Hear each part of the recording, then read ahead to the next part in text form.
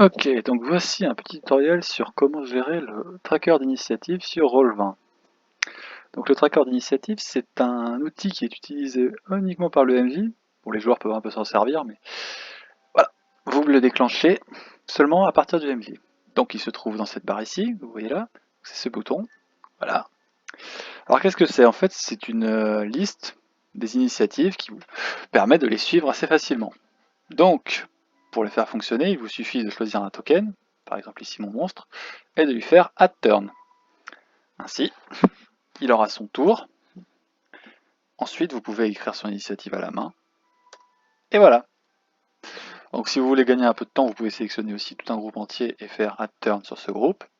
Et hop, tout le groupe a son initiative. Là, la chose utile à faire, c'est de demander à vos joueurs de écrire eux-mêmes leur initiative par rapport à ce qu'ils auront tiré. Voilà. Ensuite, il arrive que vous puissiez directement traquer avec votre fil de perso.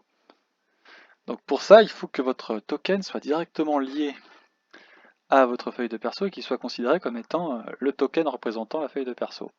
Dans ce cas-là, vous faites bien un add turn à nouveau parce que sinon ça ne marche pas. Puis, dans votre feuille, vous pouvez lancer l'initiative et elle sera traquée.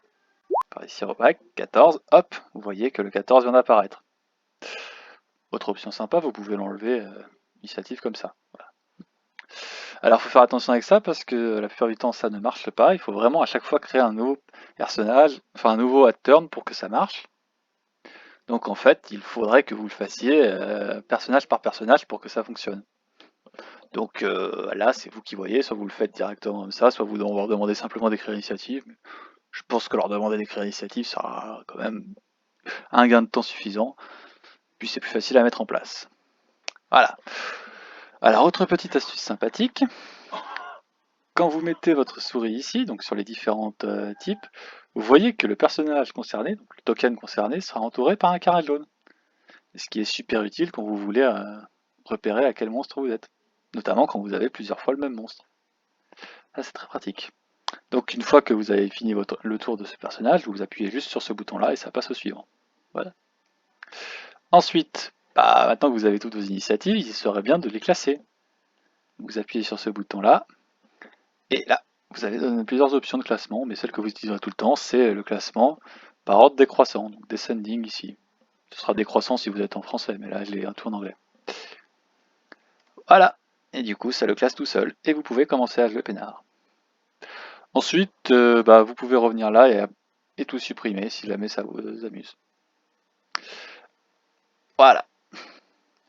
À noter que vous devrez refaire l'initiative après chaque nouvelle map.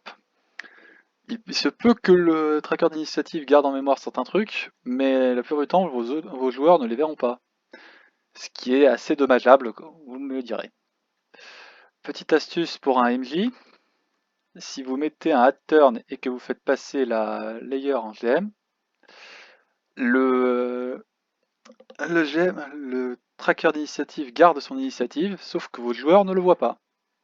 Ce qui est assez utile si vous voulez faire démarrer des joueurs, des monstres en parallèle de vos joueurs. Voilà, ça conclut ce petit tutoriel.